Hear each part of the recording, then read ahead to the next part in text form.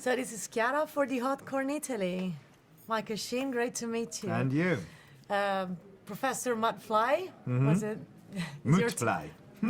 Sorry, As he would say. Right. Meattelli.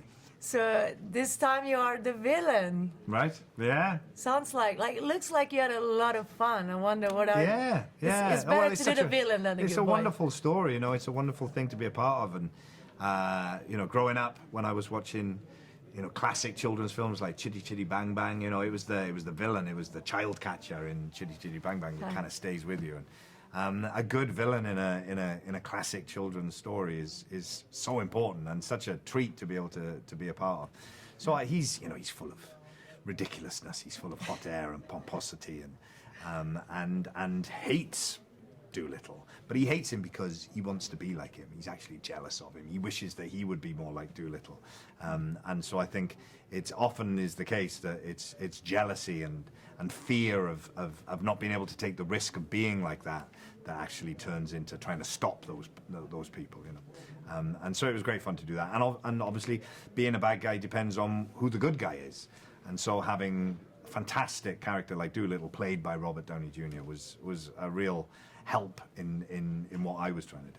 Right, the old cast was fantastic. Yeah. I really enjoyed it. And the director, Steve Gargan, I read that he grew up in a farm in Kentucky. All right. So I was wondering if that gave him like special powers to communicate with.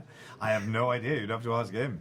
Well, when he was giving direction in the set. Right. Really, Well, I mean, he obviously had a passion for this story.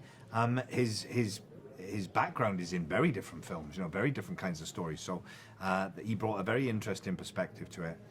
you had animals on set. No animals no. on set. No. All the Right. animals are put in later. So you know, we didn't have anything to do with the Okay, animals. We had to right. imagine them all. Yeah, Right. that was So the big challenge. That's a big challenge. So what's the mindset to speak with, I don't know, what did they have instead of? All different kinds of things. It could be, you know, someone with a stick with a tennis ball on the end of it, or it could be just a bit of tape stuck to a curtain, or it could be someone in a green, you know, CG suit, or I think the duck was a little wooden duck on wheels that just sort of got wheeled along. So it was a whole mixture of things. But you have to ultimately just bring your imagination to it. It has to go wild. Yeah, but you know, that's what we do as children. We imagine it. It's all pretend. It's all make-believe. All acting is make-believe. All films are make-believe, really.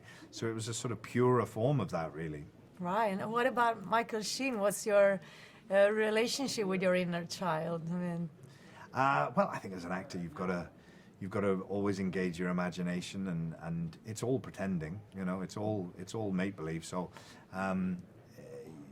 You know, I'm very fortunate. I get to work in a sort of creative industry, and I'm constantly having the opportunity to creatively express myself. So I think that you have to stay in touch with all those things that we do as children.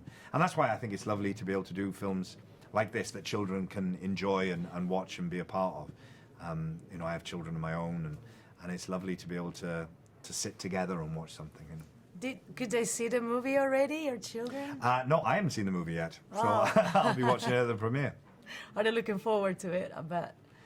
Well, I have a 3-month-old, so she doesn't even know what a film is. So I can't say she's looking forward to it. And my other daughter is 20 now, so she's, you know, much older. But I hope that she'll enjoy it. Right.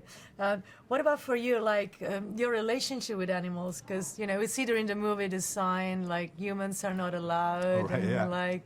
So what about you? Well, I love animals. I think they're wonderful. I grew up, my family had cats, but I've always loved dogs as well. But as an actor, you have to travel around so much, so it's difficult to have a dog. But I'm hoping that I'll be able to have a dog soon.